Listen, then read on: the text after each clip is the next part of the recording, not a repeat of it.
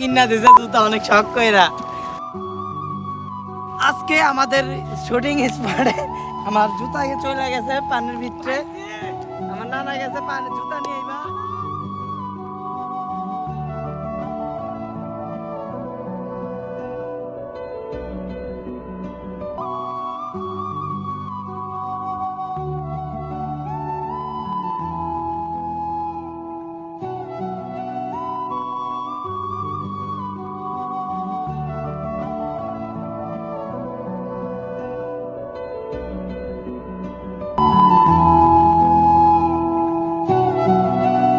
জুতা ফালা দিয়ে আসো।